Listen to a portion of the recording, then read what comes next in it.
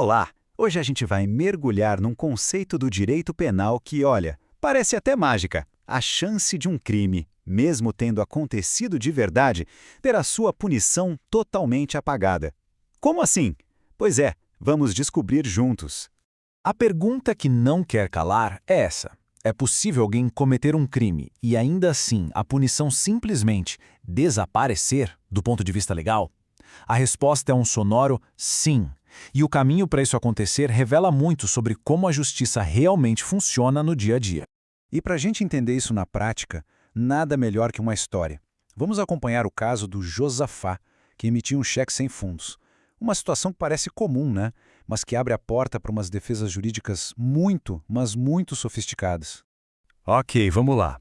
Como é que se apaga a consequência de um crime? A chave para entender esse mistério todo é separar duas coisas. Uma é a existência do crime em si. A outra, bem diferente, é o direito que o Estado tem de punir por esse crime. E o nome técnico para isso é punibilidade. Vamos pensar assim. Para um crime existir, ele precisa ser um fato típico, ou seja, estar descrito na lei, ilícito, que é ser contra a lei, e culpável, quer dizer, a pessoa tem responsabilidade naquilo. É como construir um prédio de 3 andares. Só com os 3 de pé é que a gente tem um crime. A punibilidade? Ela é como se fosse o habite desse prédio. É a autorização final do Estado para aplicar a pena. E essa autorização, pasmem, pode ser perdida. E aqui a gente chega no ponto nevrálgico da nossa conversa. Existe uma diferença gigantesca entre dizer isso aqui nunca foi crime e dizer sim, isso foi um crime, mas ele não pode mais ser punido. Entender essa diferença muda completamente o jogo de uma defesa criminal.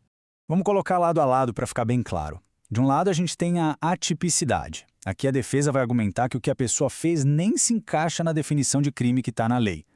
Do outro lado, a extinção da punibilidade. Aqui a conversa é outra. A defesa pode até admitir, sim, o crime aconteceu, mas vai argumentar que o Estado, por algum motivo, perdeu o direito de punir. São dois caminhos totalmente diferentes para um resultado que, no fim, é parecido. Um exemplo perfeito de não crime vem dos crimes tributários. O Supremo Tribunal Federal já disse, um crime de sonegação fiscal, por exemplo, simplesmente não existe legalmente até o fisco terminar todo o processo e dizer, a dívida é essa aqui. Antes disso, a conduta é chamada de atípica. Simplesmente não tem crime para ser punido. Agora, olha o contraste. Se o fisco lança o tributo, aí sim, o crime passa a existir. Mas, se o devedor vai lá e paga tudo o que deve, a qualquer momento, mesmo depois do crime já estar configurado, a lei diz que a punibilidade está extinta. Percebe a diferença? No primeiro caso, o crime nem nasceu. No segundo, o crime nasceu, mas a sua punição morreu no meio do caminho. Isso tudo levanta uma questão bem interessante. Por que o próprio Estado abriria mão do seu poder de punir? Bom, às vezes é uma decisão de política criminal mesmo. É o que a gente pode chamar de perdão estatal. E existem várias formas disso acontecer. A abolitio criminis é quando uma lei nova simplesmente diz que aquilo não é mais crime. A anistia, que é um ato do Congresso, geralmente perdoa crimes de natureza política. E tem também a graça e o indulto, que são perdões dados pelo presidente da República, seja para uma pessoa específica ou para um grupo de condenados que se encaixam em certas regras. Só que o efeito de cada um é bem diferente. O indulto, por exemplo, apaga a pena, mas a condenação continua lá na ficha da pessoa.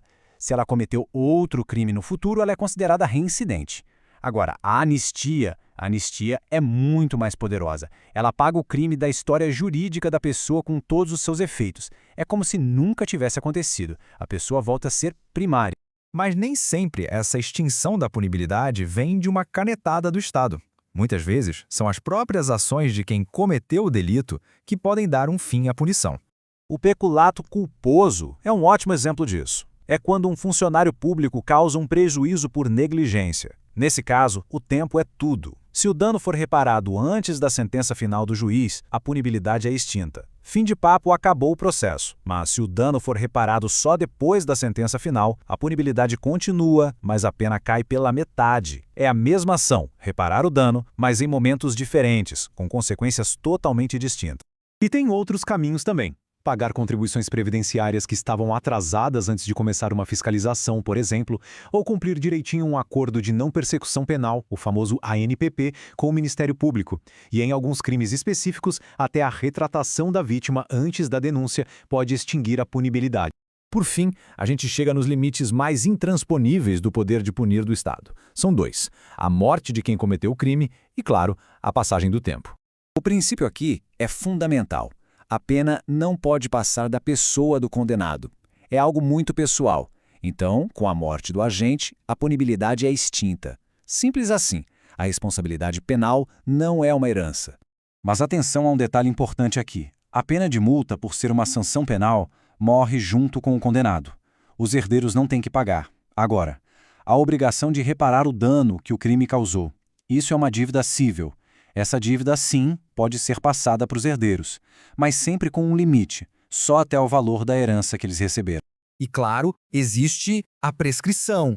O Estado não pode perseguir alguém criminalmente para sempre. A lei estabelece prazos. E depois que esse tempo passa, o Estado simplesmente perde seu direito de punir. É o reconhecimento de que o tempo também apaga a necessidade da pena. Agora, para fechar o círculo, vamos voltar ao nosso caso do começo, o do Josafá, e ver como todos esses conceitos viram uma estratégia de defesa na vida real. Então, e o Josafá com o cheque sem fundos dele? Um bom advogado ou advogada nunca aposta todas as fichas numa carta só. A defesa é construída em camadas, sabe? Como uma fortaleza com várias muralhas de proteção. A estratégia seria mais ou menos assim. A primeira linha de defesa, a muralha mais externa e mais forte, é de que não houve crime. A defesa vai alegar que Josafá não teve intenção de fraudar ninguém. Se essa muralha cair, vem a segunda, não há culpabilidade. Talvez ele tenha sido coagido a emitir aquele cheque. E se tudo mais falhar, aí vem a última linha, o último recurso. Não há punição. Ok, pode até ter sido crime, mas a punibilidade foi extinta porque ele pagou o cheque antes da denúncia. É a aplicação na veia de tudo que a gente conversou. Isso tudo deixa a gente com uma reflexão final, né?